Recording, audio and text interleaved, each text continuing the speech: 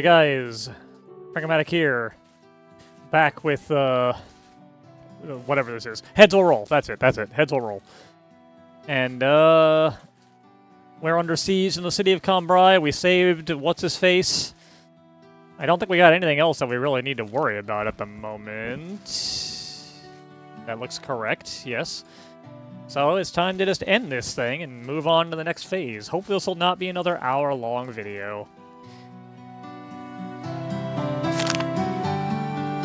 you have any water I can buy? You do have water I can buy. Amazing.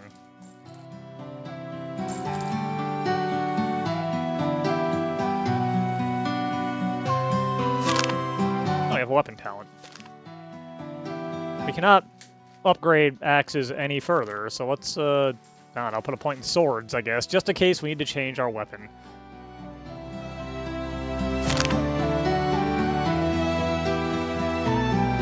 Man, my shield got damaged again.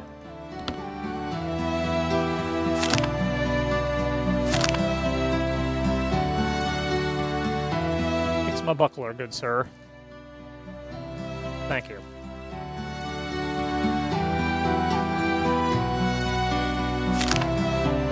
Put that back on before I forget. There we go. These go in the bag.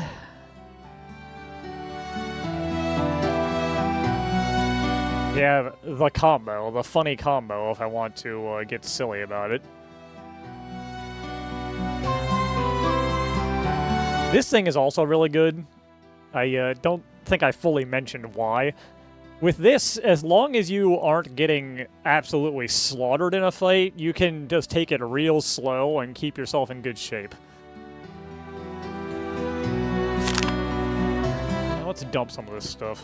I don't really need these things on hand.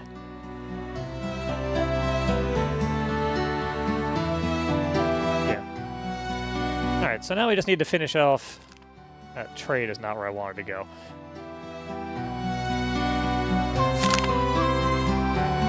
Train up a little bit. So that was a nice 30 in vitality. And some of our money. Get a little bit of weapon skill.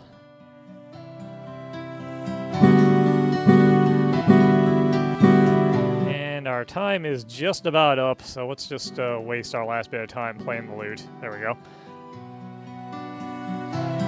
Failing to kill, William de Roche puts an end to any hopes of defeating the French with a decisive military action. Over the next week, several English lords, unwilling to commit... Wait, that is not what it says. Unwilling to admit the unfavorable outcome of the war, test the strength of the French through multiple skirmishes near Cambrai's walls. None of them were of any real significance, though, and there is no serious success for either side. As de Roche gradually recovers and regains control of the army with each passing day, the French troops become more and more militant, proving the seriousness of their intent and forcing Edward to speed up negotiations.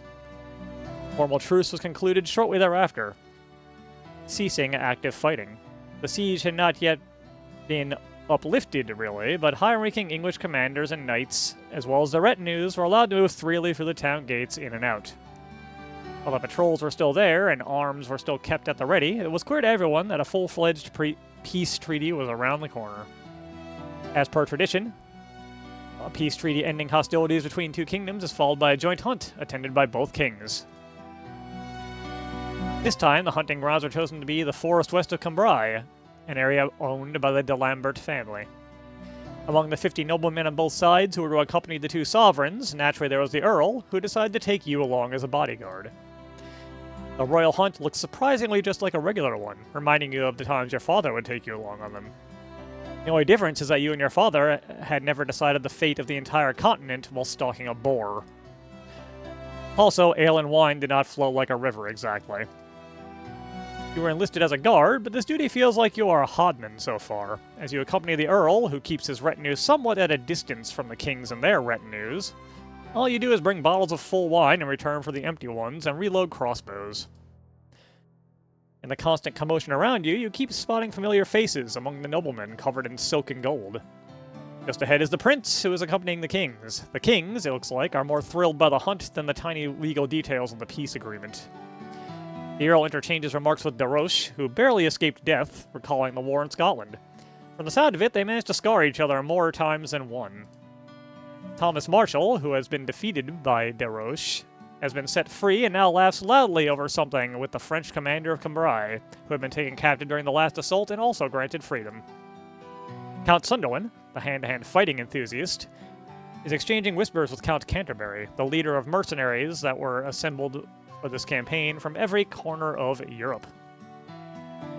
Just behind Lord Sunderland is Fulton Everley, whose hide you tanned just recently. Looking around, you could take this for anything but a peace negotiation between the leaders of two armies that just tried so hard to erase each other. At the third hour, you start being pretty wary of gimme this, gimme that kind of requests.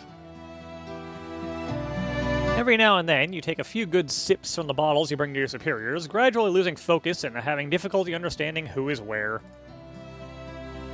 A loud outcry jerks you out of this languid state. Turning your head in search of the source of the noise, you are surprised to see people around you beginning to fall to the ground, one by one, wheezing. Still gathering your wits, you stumble over a huge body that has just collapsed to the ground in front of you. As you rise from the fall, you recognize it as Fulton Everley. His face is covered with blood, and there's a crossbow bolt sticking out of his throat. Sobered by this unexpected sight, you jump to your feet, just to find yourself in the middle of mayhem. Around you is the most confusing fight you have ever witnessed. Only with great difficulty can you tell likely allies apart from likely foes. Both Earl Northampton and Prince Edward are nowhere to be seen. And the only at least somewhat familiar face belongs to Count Canterbury, who, surrounded by a bunch of his men, is fighting with the bodyguards of the French king. Having finally distinguished friends from foes, you immediately join the battle. Right into the fight in this episode. Only took us 7-ish minutes to get there. And here's some guy. A man-at-arms who is, he's got a poison axe, which ain't great. But he's not particularly frightening. Into our defensive stance. Let's try and smash a shield. Why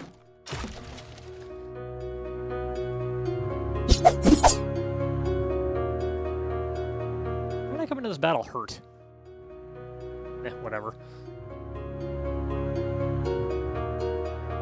Let's try and knock him on his butt.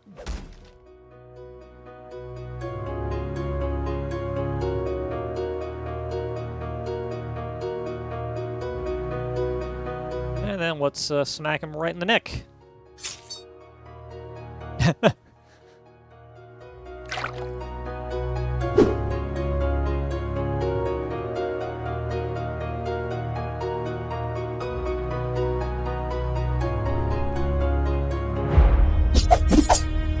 Alright, we need to rest up a little bit ourselves. We spent a lot of juice on that set of attacks.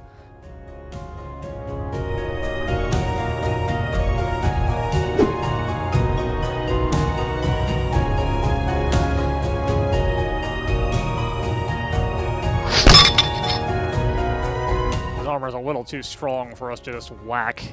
Good to know.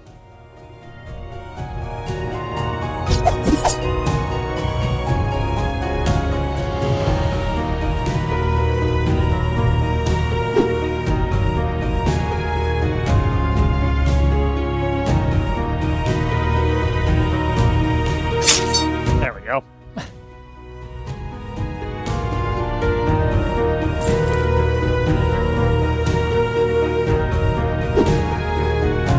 Not mess with my shield, buddy. He does not have a hidden shield. Sometimes they have a shield, even though it doesn't show it.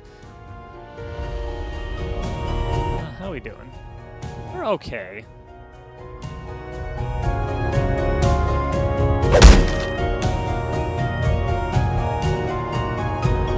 Oh, he got stunned. Good.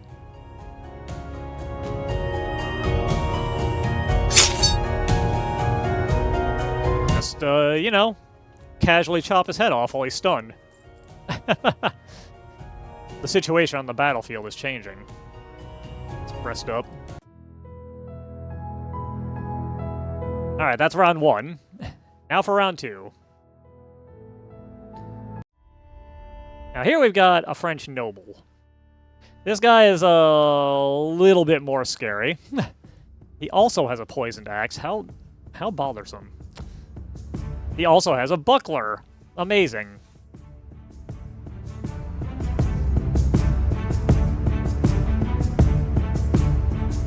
I want to split his shield. Yeah, this is why enemies have a hard time splitting our shield. The buckler is hard to hit. Let's see if we can knock him down. We can. Didn't really help us any.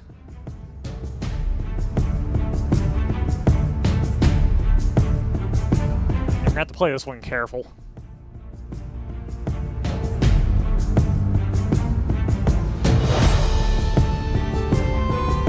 Let's try it again.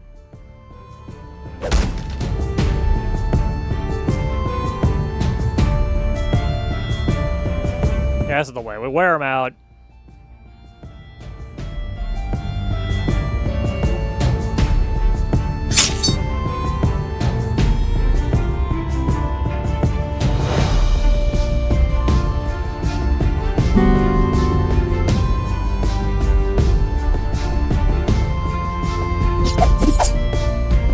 Oh, he actually got us. That's annoying.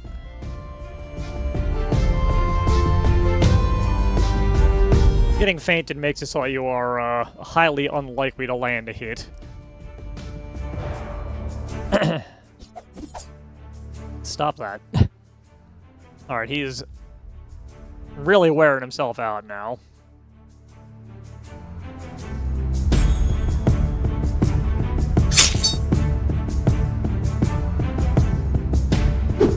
We'll just help him along a little bit.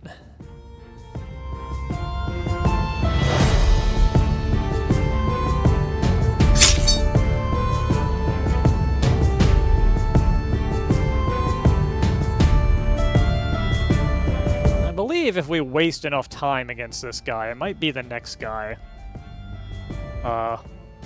We can get a... Ah!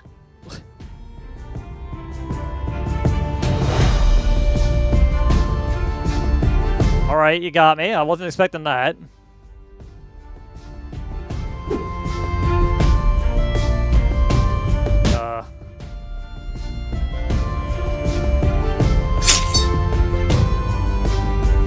Head shattered. That's moderately terrifying. With your assistance, Count Canterbury's men managed to kill the French warriors in the bloody battle. It was that guy. Rest. Chaotic fight in the forest quiets down just as it broke out. Just a few moments ago, you were in the thick of battle, exchanging furious blows with enemies, and now, just like that, everything was silent. Looking for any kind of a familiar face, you awkwardly wander back and forth, tripping over tree roots and dead bodies. After a while, you stumble upon a large group of men who are encircling a body lying on the ground. One of the figures you recognize Prince Edward, standing a little further away from everyone with a bloodied sword in his hand and a devastated gaze. He doesn't look like himself at all. In another figure, sitting beside the dead body, whose face is still obscure, you recognize Northampton.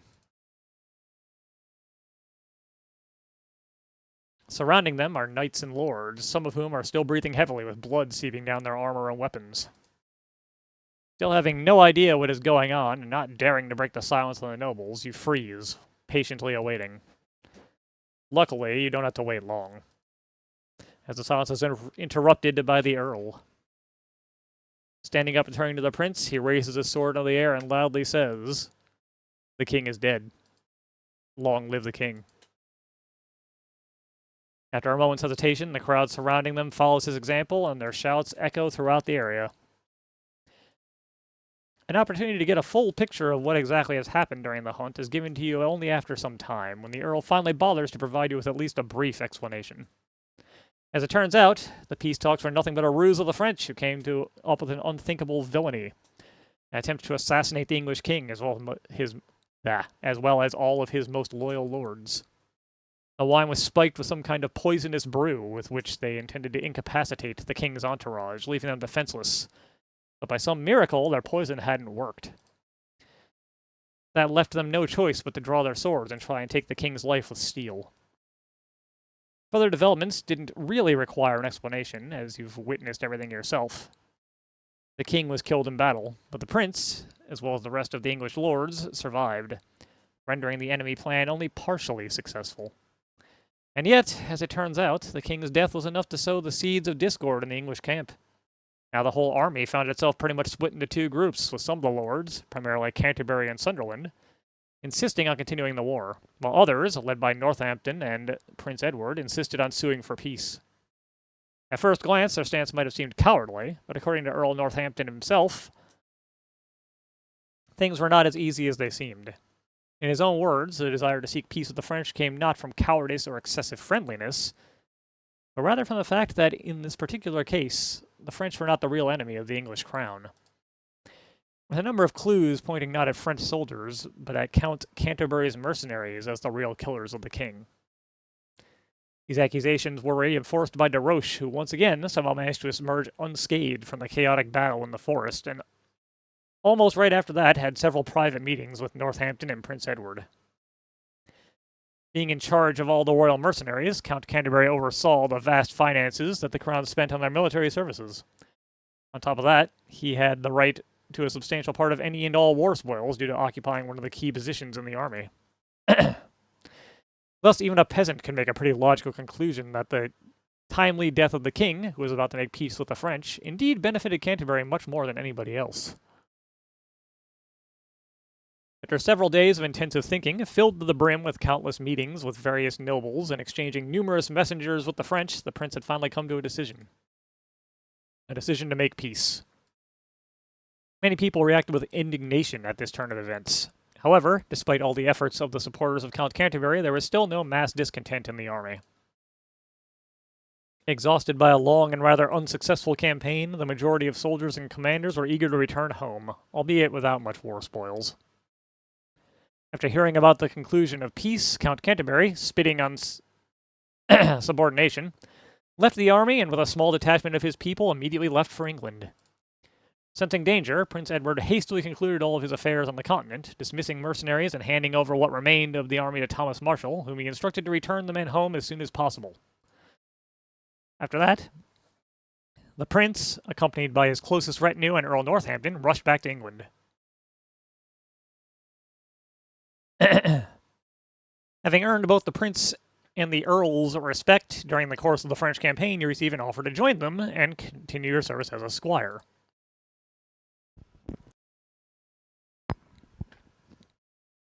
If we agree to do this, we would go down the noble path for the latter half of the game.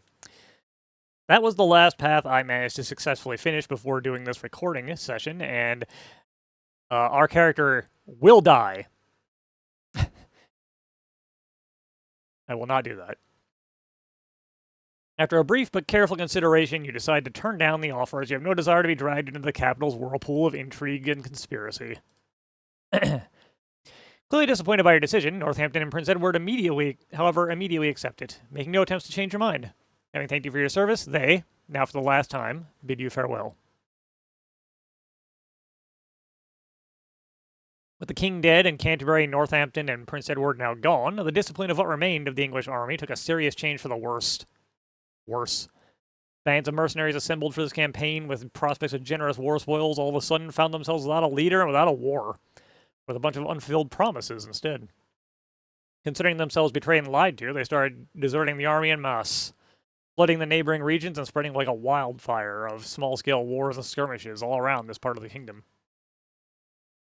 Thomas Marshall, left in charge of the army and unburdened with considerations regarding the well-being of France, decided to simply ignore the departure of mercenaries and concentrated his thoughts on getting the remains of the forces first to Dunkirk and then by sea back home. The mysterious death of the king, followed by an abrupt conclusion to the war with England, pretty much abandoning all of its continental allies, brought a collapse to the pre-war alliance. This resulted in the Flemish fleet refusing to aid in ferrying Thomas Marshall's forces back to the island, leaving this job to the much smaller and battered English fleet. Thus, the forces had to be returned home in very small portions, with many soldiers forced to spend the winter in Dunkirk while awaiting their turn to go home. You also turned out to be one of those men, but by that point the supplies were all but gone, and you were pretty much left to survive on your own.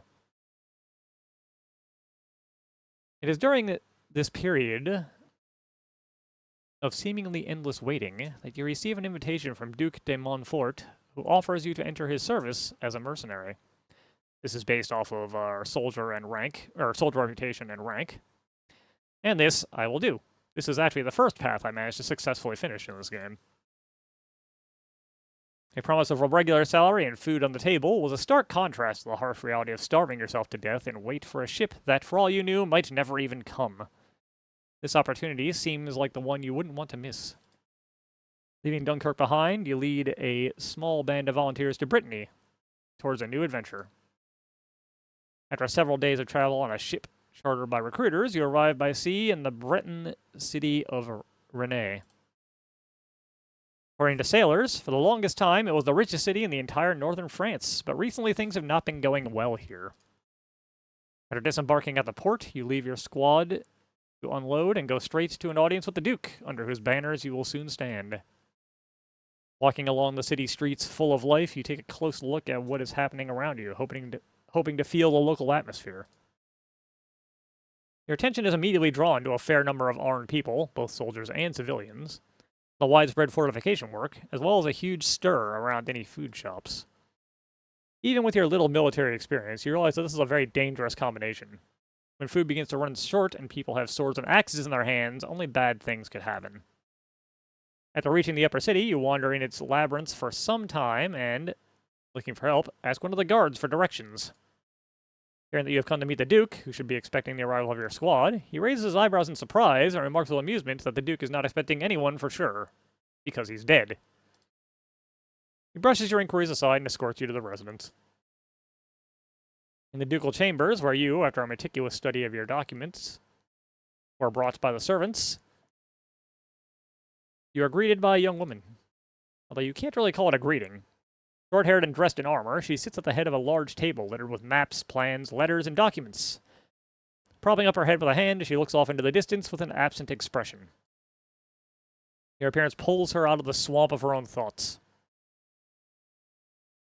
This is Olivia, hello. Who are you? Another messenger from the southern farm? If you, bastard, have brought me bad news again, then you better run right away, for I swear I will chop off your useless head with my own sword. I'm afraid I'm not who you think I am. My name is Eric. I arrived here at the head of the squad of soldiers recruited in Dunkirk to serve under the banner of the Duke de Montfort. She froze for a second, but then her facial expression immediately changed. Finally, long-awaited reinforcements. My dumbass husband managed to do at least something right before he died. God rest his soul. Forgive me this scene. I can barely control myself. I'm surrounded by complete idiots and fools, because of whom I have already lost my peace, sleep, and several 100,000 florins.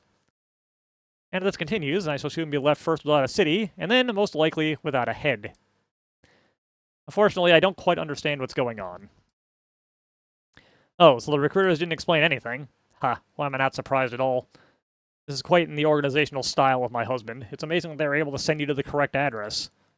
Knowing how he and his people do business, I would not be surprised if instead of Brittany, you were sent to Britannia. Or to Rame instead of Rennes. Or... I think I understood the analogy. What's up? What's going on? I'll tell you what's going on.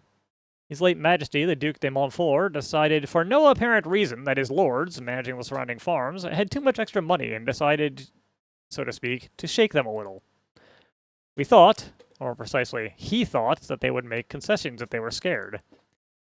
But these bastards, instead of just paying us, hired those rogue mercenaries who flooded everything here after the war in Flanders was over. As a result, when the Duke with his small force went to one of the farms to collect the money, the mercenaries ambushed and killed him. And overnight, I lost not only half of all the soldiers who were supposed to guard my city, but also Frassard, the head of the guard and the only proper warrior in Rennes. Oh, well, my husband too. Although I'm not sure if it's a good or bad thing. God rest his soul. So what about the mercenaries? I suggested we just forget about everything like it never happened, but Onar, who is now at the head of the lords, apparently promised them not only money as a reward, but also to the city to plunder. Of course, they have no guts to storm the fortress walls, so for now these filthy dogs have settled down on the surrounding farms, cutting off the city supplies. They plan to starve us out. Do you think they are able to do it? Well, this has been dragging on for more than a month. There was an abundance of supplies in the city, but now they are slowly evaporating. I arranged a sea supply route with the merchants, but it's expensive. I won't be able to feed the whole city for long like this. There is still time, of course, but it's running out. Why aren't your troops doing anything? Your city is full of armed men. Ha, I really only have a lot of armed men, but there are no soldiers. The dirty-ass peasants with daggers, spears, and log cleavers won't be able to do much, and all my knights, to hell with them, and quarreled amongst themselves, are now too busy with intrigues and settling personal issues. Intrigues? In a city that's about to be occupied? You don't seem to understand. It wasn't only the head of the guard, Frisant, who got into that ambush along with the Duke. Everyone perished there. Seneschal d'Allard, Anjou, the chief constable, captain of the militia, they not even going to try. Both weaponsmiths, Barbeau and Auclair, and half the sergeants. And now my wonderful knights, or rather remaining knights, enthusiastically share the vacated posts, taking advantage of the fact that I do not have enough power and authority to keep them in check. And all that's left for me is to sit here for days, listening to empty reports and coming up with useless plans for an offensive, into which we will go as soon as we deal with the personnel issue. Although we might not go at all. Dupont, my new head of the guard, for example, told me yesterday the mercenary threat was grossly overrated. To hell with all of them. Let's show willingness to fight for her. We're not here to hide behind city walls. Me and my people are ready to fight for you. You can't even imagine how glad I am to finally be next to a decisive person. I'm sure that together we will find a way. Damn it, I married de Montfort solely for the sake of living in wealth as the mistress of a big city, and by the gods, I'm not going to hand this damn city over to anyone. Go rest after a long journey and prepare your people. I'm waiting for you tomorrow. It's time to put an end to all this. New quest added, make Rennes great again. Yep. Chapter 4, Desperate Defense, City of Rennes in wherever we are. We are now a mercenary. You receive the salary and currency rank. We got a nice solid 250 florins there. 249. I'm gonna save and quit real fast before it pops something up on me. Nice, just shy of 30 minutes. Chapter 4 is a spot where we could theoretically end the game without dying, depending on what ends up happening. Or there might be one more chapter. I forget exactly how it goes out. I haven't done this route in a very long time. But that is for next time. A good one, guys. And later.